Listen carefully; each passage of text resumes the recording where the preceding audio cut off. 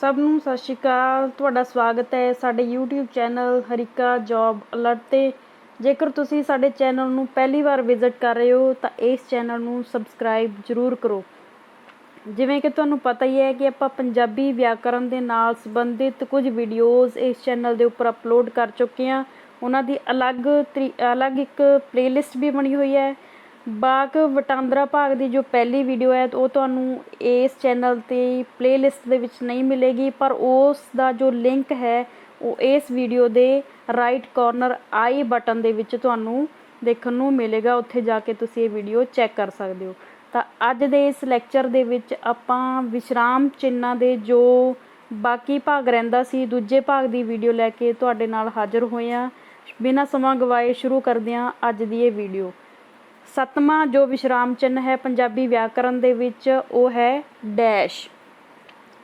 ਇਨਦੀ ਵਰਤੋਂ ਦੇ ਲਈ ਕਿਹੜੇ ਨਿਯਮ ਜਾਂ ਜੋ ਸ਼ਰਤਾਂ ਨੇ ਉਹ ਕਿਹੜੀਆਂ ਨੇ, ਗੱਲ ਕਰਦੇ ਹਾਂ।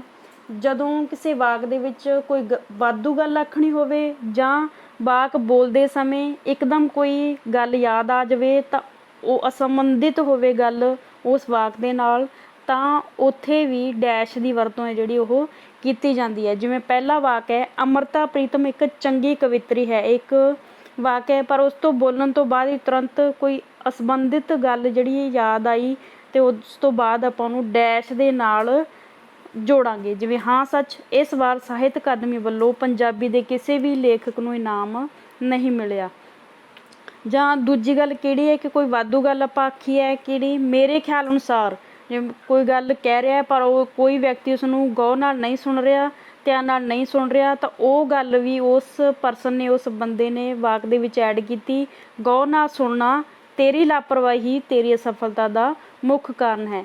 ਤਾਂ ਜੇਕਰ ਕਿਸੇ ਵਾਕ ਦੇ ਵਿੱਚ ਕੋਈ ਵਾਧੂ ਗੱਲ ਆਖਣੀ ਹੋਵੇ ਜਾਂ ਤੁਰੰਤ ਮੌਕੇ 'ਤੇ ਕੋਈ ਗੱਲ ਯਾਦ ਆ ਗਈ ਹੋਵੇ, ਉਹ ਵਾਕ ਦੇ ਵਿੱਚ ਸ਼ਾਮਿਲ ਕਰਨੀ ਹੋਵੇ, ਤਾਂ ਉਸ ਤੋਂ ਪਹਿਲਾਂ ਵਾਕ ਦੇ ਵਿੱਚ ਡੈਸ਼ ਦੀ ਵਰਤੋਂ ਜਿਹੜੀ ਉਹ ਕੀਤੀ ਜਾਵੇਗੀ।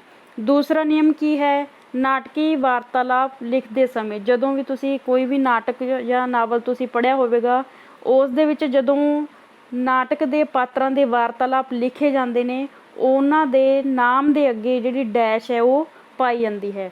ਜਿਵੇਂ ਮੋਹਨ ਤੋਂ ਬਾਅਦ ਡੈਸ਼, ਇਸ ਵਿੱਚ ਮੇਰਾ ਕੀ ਕਸੂਰ ਹੈ, ਸੋਹਨ ਤੇ ਹੋਰ ਕਿਸ ਦਾ ਹੈ। ਤੀਸਰਾ ਨਿਯਮ ਕੀ ਹੈ? ਥਥਲਾਉਣ ਜਾਂ ਹਟਕੋਰਿਆਂ ਭਰੀ ਗੱਲ ਨੂੰ ਦੱਸਣ ਸਮੇਂ ਜੇਕਰ ਕਿਸੇ ਵੀ ਵਾਕ ਦੇ ਵਿੱਚ ਜਾਂ ਪੈਰੇ ਦੇ ਵਿੱਚ ਇਹ ਦਰਸਾਉਣਾ ਹੋਵੇ ਕਿ ਕੋਈ ਵਿਅਕਤੀ ਥਥਲਾ ਕੇ ਬੋਲ ਰਿਹਾ ਸੀ ਜਾਂ ਹੌਂਕੇ ਲੈ ਕੇ, ਹਟਕੋਰੇ ਲੈ ਕੇ ਬੋਲ ਰਿਹਾ ਸੀ, ਤਾਂ ਉਸ ਗੱਲ ਨੂੰ ਜਾਂ ਵਾਕ ਨੂੰ ਲਿਖਣ ਸਮੇਂ ਵੀ ਡੈਸ਼ ਦੀ ਵਰਤੋਂ ਜਿਹੜੀ ਕੀਤੀ ਜਾਂਦੀ ਹੈ। ਇਸ ਵਾਕ ਦੇ ਵਿੱਚ ਕਿਸੇ ਦੇ ਥਥਲਾਉਣ ਜਾਂ ਹਕਲਾਉਣ ਦੀ ਜੋ ਗੱਲ ਹੈ ਉਹ ਬੋਲੀ ਗਈ ਹੈ, ਲਿਖੀ ਗਈ ਹੈ। ਜਿਵੇਂ ਮੈਂ ਅੱਜ ਸਕੂਲ ਨਹੀਂ ਆਇਆ, ਤਾਂ ਇਸ ਤਰੀਕੇ ਦਾ ਜੇਕਰ ਤੁਹਾਨੂੰ ਕੋਈ ਵਾਕ ਜਾਂ ਪੈਰੇ ਦੇ ਵਿੱਚ ਕੋਈ ਅੰਸ਼ ਇਸ ਤਰੀਕੇ ਦਾ ਆਉਂਦਾ ਹੈ ਤਾਂ ਉਸ ਤੋਂ ਬਾਅਦ ਤੁਸੀਂ ਡੈਸ਼ ਦੀ ਵਰਤੋਂ ਕਰਨੀ ਹੈ। ਅਗਲਾ ਜਿਹੜਾ ਵਿਸ਼ਰਾਮ ਚਿੰਨ੍ਹ ਹੈ ਉਹ ਦੁਬਿੰਦੀ ਡੈਸ਼, ਦੋ ਬਿੰਦੀਆਂ ਪਾ ਕੇ ਨਾਲ ਉਹਦੇ ਡੈਸ਼ ਹੋਏਗਾ। ਇਸ ਦੀ ਵਰਤੋਂ ਦੀ ਨਿਯਮ ਕੀ ਹੈ? ਜਦੋਂ ਕੁਝ ਚੀਜ਼ਾਂ ਦਾ ਵੇਰਵਾ ਦੇਣਾ ਹੋਵੇ, ਜੇਕਰ ਤੁਹਾਡੇ ਸਾਹਮਣੇ ਕੋਈ ਅਜਿਹਾ ਵਾਕ ਹੈ, ਪੈਰਾ ਹੈ, ਜਿਸ ਦੇ ਵਿੱਚ ਇਸ ਤਰੀਕੇ ਦਾ ਵਾਕ ਤੁਹਾਨੂੰ ਹੋਵੇ ਕਿ ਜਿਹਦੇ ਵਿੱਚ ਕੁਝ ਚੀਜ਼ਾਂ ਦਾ ਵੇਰਵਾ ਦੇਣ ਦੀ ਗੱਲ ਕੀਤੀ ਗਈ ਹੋਵੇ। ਜਿਵੇਂ ਉਦਾਹਰਨ ਦੇ ਵਿੱਚ ਆਪਾਂ ਗੱਲ ਕਰਦੇ ਹਾਂ, ਪਾਪਾ ਜੀ ਮੈਨੂੰ ਇਹ ਚੀਜ਼ਾਂ ਚਾਹੀਦੀਆਂ ਹਨ, ਤਾਂ ਕਿਹੜੀਆਂ ਚੀਜ਼ਾਂ ਚਾਹੀਦੀਆਂ ਹਨ ਤੋਂ ਪਹਿਲਾਂ ਦੁਬਿੰਦੀ ਪਾ ਕੇ ਨਾਲ ਡੈਸ਼ ਦੀ ਵਰਤੋਂ ਕੀਤੀ ਜਾਂਦੀ ਹੈ। ਜਿਵੇਂ 2 ਕਿਤਾਬਾਂ, 3 ਪੈਨਸਲਾਂ ਜਾਂ ਕੁਝ ਵੀ ਹੋਰ ਹੋ ਸਕਦਾ ਹੈ।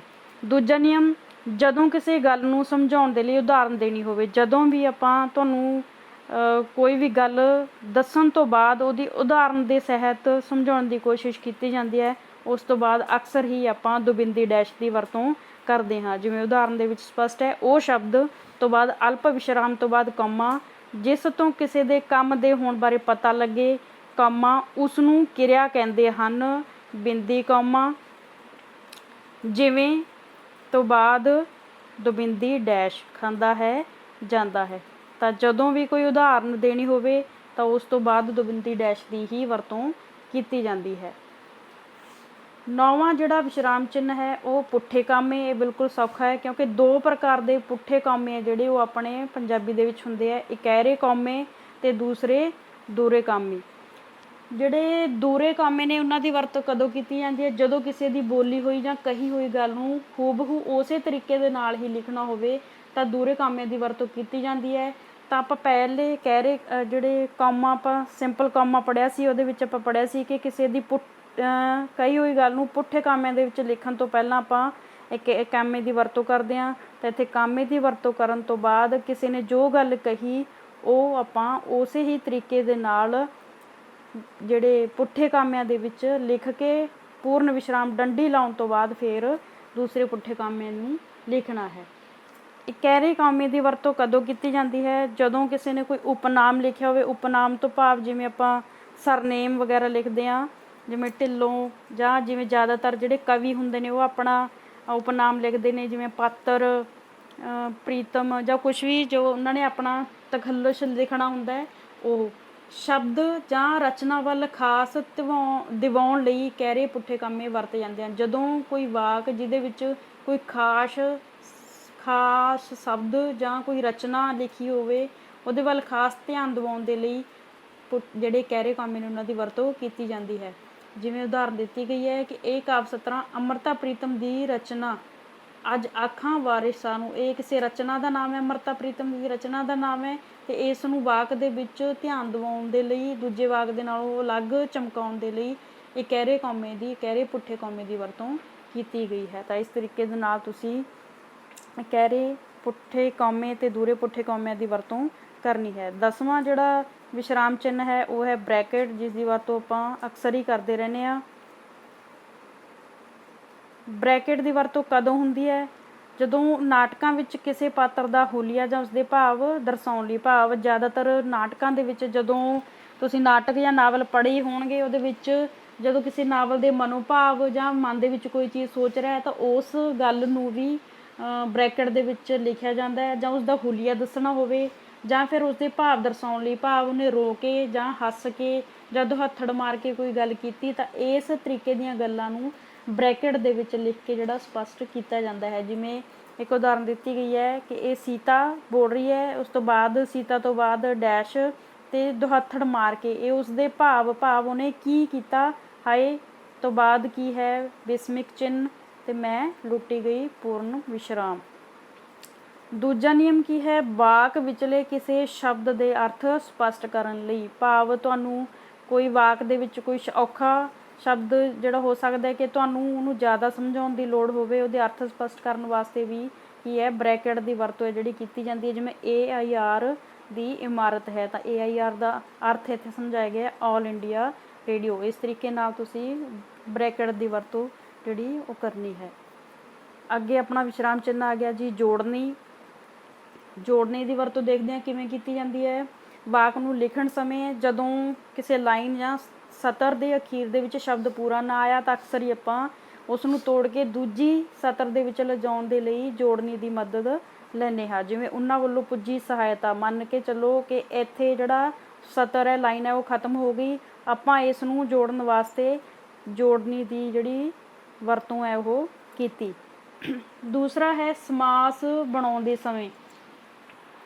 ਸਮਾਸ ਹੁੰਦੇ ਕੀ ਹੈ? ਸਭ ਤੋਂ ਪਹਿਲਾਂ ਇਹ ਆਪਾਂ ਨੂੰ ਪਤਾ ਹੋਣਾ ਚਾਹੀਦਾ ਹੈ। ਸਮਾਸ ਉਹਨਾਂ ਸ਼ਬਦਾਂ ਨੂੰ ਕਿਹਾ ਜਾਂਦਾ ਹੈ ਜਿਹੜੇ ਦੋ ਵੱਖ-ਵੱਖ ਸ਼ਬਦਾਂ ਤੋਂ ਮਿਲ ਕੇ ਇੱਕ ਵੱਖਰਾ ਅਰਥਪੂਰਨ ਸ਼ਬਦ ਬਣਾਉਣ। ਜਿਵੇਂ ਲੋਕ, ਇਹ ਵੀ ਇੱਕ ਵੱਖਰਾ ਸ਼ਬਦ ਹੈ, ਇਹਦਾ ਅਲੱਗ ਅਰਥ ਹੈ।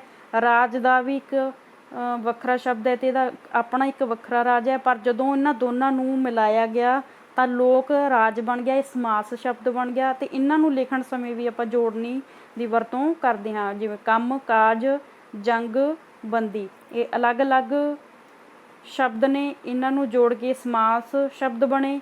ਸਮਾਸ ਸ਼ਬਦਾਂ ਨੂੰ ਆਪਸ ਦੇ ਵਿੱਚ ਜੋੜਨ ਦੇ ਲਈ ਜੋੜਨੀ ਦੀ ਵਰਤੋਂ ਕੀਤੀ ਜਾਂਦੀ ਹੈ। ਤੀਸਰਾ ਨਿਯਮ ਕੀ ਹੈ ਜੋੜਨੀ ਦੀ ਵਰਤੋਂ ਦਾ?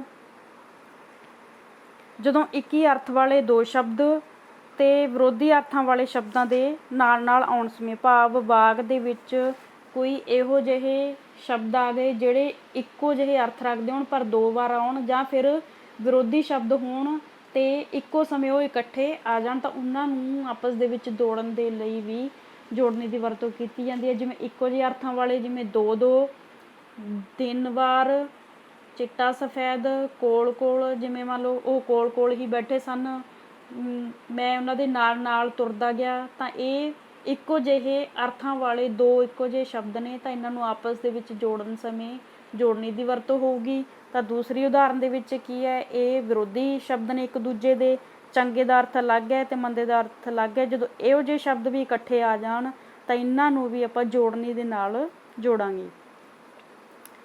ਅਗਲਾ ਨਿਯਮ, ਸ਼ਬਦਾਂ ਦੇ ਅਜਿਹੇ ਜੋੜੇ ਜਿਨ੍ਹਾਂ ਵਿੱਚੋਂ ਇੱਕ ਨਿਰਾਰਥਕ ਹੋਵੇ ਤੇ ਇੱਕ ਸਾਰਥਕ ਹੋਵੇ। ਭਾਵ ਇੱਕ ਸ਼ਬਦ ਦਾ ਕੁਝ ਅਰਥ ਬਣ ਰਿਹਾ ਹੁੰਦਾ ਹੈ ਪਰ ਦੂਸਰੇ ਉਹਦੇ ਨਾਲ ਜੁੜਨ ਵਾਲੇ ਸ਼ਬਦ ਦਾ ਅਰਥ ਨਹੀਂ ਬਣ ਰਿਹਾ, ਤਾਂ ਇਹੋ ਜਿਹੇ ਸ਼ਬਦਾਂ ਨੂੰ ਜੋੜਨ ਦੇ ਲਈ ਵੀ ਜੋੜਨੀ ਦੀ ਵਰਤੋਂ ਕੀਤੀ ਜਾਂਦੀ ਹੈ। ਜਿਵੇਂ ਅਕਸਰ ਹੀ ਆਪਾਂ ਬੋਲ ਦਿੰਦੇ ਹਾਂ ਕਿ ਪਾਣੀ ਧਾਣੀ ਪਿਲਾ ਦਿਓ, ਲਾਗੇ ਤਾਗੇ, ਨੇੜੇ ਤੇੜੇ, ਆਦਮੀ ਉਦਮੀ, ਤਾਂ ਇਹੋ ਜਿਹੇ ਸ਼ਬਦਾਂ ਨੂੰ ਜੋੜਨ ਵਾਸਤੇ ਜੋੜਨੀ ਦੀ ਵਰਤੋਂ ਕੀਤੀ ਜਾਂਦੀ ਹੈ।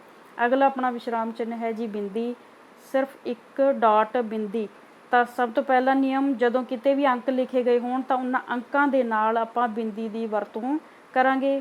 ਅਗਲਾ ਹੈ, ਜਦੋਂ ਅੰਗਰੇਜ਼ੀ ਦੇ ਸ਼ਬਦਾਂ ਨੂੰ ਆਪਾਂ ਪੰਜਾਬੀ ਦੇ ਵਿੱਚ ਲਿਖਣ ਸਮੇਂ ਸੰਖੇਪ ਰੂਪ ਦੇ ਵਿੱਚ ਲਿਖੀਏ ਤਾਂ ਵੀ ਬਿੰਦੀ ਦੀ ਵਰਤੋਂ ਹੈ ਜਿਹੜੀ ਉਹ ਕੀਤੀ ਜਾਂਦੀ ਹੈ। ਜਿਵੇਂ MLA, ਤਾਂ ਹਰੇਕ ਅੰਗਰੇਜ਼ੀ ਦੇ ਅੱਖਰ ਤੋਂ ਬਾਅਦ, ਸ਼ਬਦ ਤੋਂ ਬਾਅਦ ਆਪਾਂ ਕੀ ਕਰਾਂਗੇ, ਬਿੰਦੀ ਲਗਾਵਾਂਗੇ। ਇਸੇ ਤਰ੍ਹਾਂ ਹੀ MA, MP ਜਾਂ SP ਆਦਿ। ਅਖੀਰਲਾ ਆਪਣਾ ਜਿਹੜਾ ਵਿਸ਼ਰਾਮ ਚਿੰਨ੍ਹ ਹੈ ਉਹ ਹੈ ਜੀ ਛੁੱਟ ਮਰੋੜੀ। ਇਹ ਪੁੱਠੇ ਕਾਮੇ ਵਰਗਾ ਹੈ, ਇਹਦਾ ਜਿਹੜਾ ਚਿੰਨ੍ਹ ਹੈ ਛੁੱਟ ਮਰੋੜੀ। ਜਦੋਂ ਪੰਜਾਬੀ ਭਾਸ਼ਾ ਦੇ ਵਿੱਚ ਆਪਾਂ ਕੋਈ ਵਾਕ ਲਿਖਦੇ ਹਾਂ ਤਾਂ ਉਸ ਵਾਕ ਦੇ ਵਿੱਚ ਲਿਖਦੇ ਹੋ ਕਿਸੇ ਸ਼ਬਦ ਦਾ ਕੋਈ ਅੱਖਰ ਆਪਾਂ ਖਾ ਜਾਣਾ ਹੋਵੇ, ਕਹਿ ਲਈਏ ਕਿ ਛੱਡਣਾ ਹੋਵੇ, ਛੋਟਾ ਕਰਕੇ ਲਿਖਣਾ ਹੋਵੇ, ਸੰਖੇਪ ਕਰਕੇ ਲਿਖਣਾ ਹੋਵੇ, ਉਹਦੇ ਵਿੱਚ ਛੁੱਟ ਮਰੋੜੀ ਸ਼ਬਦ ਦੀ ਵਰਤੋਂ ਕੀਤੀ ਜਾਂਦੀ ਹੈ। ਜਿਵੇਂ ਅਕਸਰ ਹੀ ਆਪਾਂ ਵਿੱਚੋਂ ਨੂੰ ਲਿਖਣ ਦੇ ਲਈ ਦੂਜਾ ਦਾ ਸੰਖੇਪ ਰੂਪ ਚੋਂ ਲਿਖ ਦਿੰਦੇ ਹਾਂ, ਪਰ ਉਸ ਦੇ ਨਾਲ ਛੁੱਟ ਮਰੋੜੀ ਲੱਗੇ ਹੋਣ ਦੇ ਨਾਲ ਹੀ ਉਹ ਸ਼ੁੱਧ ਹੈ ਜਿਹੜਾ ਉਹ ਬਣਦਾ ਹੈ। ਛੁੱਟ ਮਰੋੜੀ ਦਾ ਅਰਥ ਹੈ ਕਿ ਇਹਦੇ ਵਿੱਚੋਂ ਇੱਕ ਜਿਹੜਾ ਅੱਖਰ ਹੈ ਉਹ ਖਾਧਾ ਗਿਆ ਹੈ ਤੇ ਉਹਦਾ ਅਰਥ ਹੈ ਵਿੱਚੋਂ।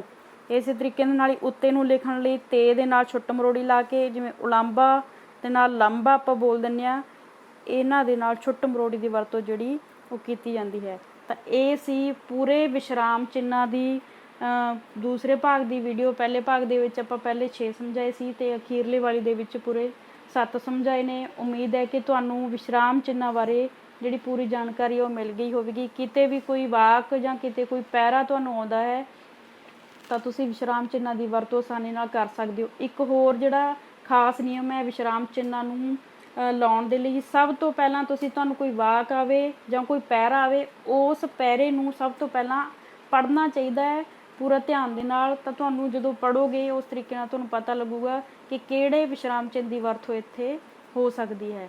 ਤਾਂ ਉਮੀਦ ਹੈ ਕਿ ਤੁਹਾਨੂੰ ਇਹ ਵੀਡੀਓ ਪਸੰਦ ਆਈ ਹੋਵੇਗੀ। ਉਮੀਦ ਕਰਦੇ ਹਾਂ ਤੁਸੀਂ ਪੂਰੀ ਮਿਹਨਤ ਦੇ ਨਾਲ, ਸ਼ਿੱਦਤ ਦੇ ਨਾਲ, ਆਪਣੇ ਪੂਰੇ ਜਜ਼ਬੇ ਦੇ ਨਾਲ ਆਪਣੀ ਜ਼ਿੰਦਗੀ ਦੇ ਏਮ ਦੀ ਤਿਆਰੀ ਕਰ ਰਹੇ ਹੋ। ਤਿਆਰੀ ਕਰਦੇ ਰਹੋ। ਸਾਡੇ ਵੱਲੋਂ ਆਲ ਦੀ ਬੈਸਟ। ਧੰਨਵਾਦ। ਸਤਿ ਸ਼੍ਰੀ ਅਕਾਲ।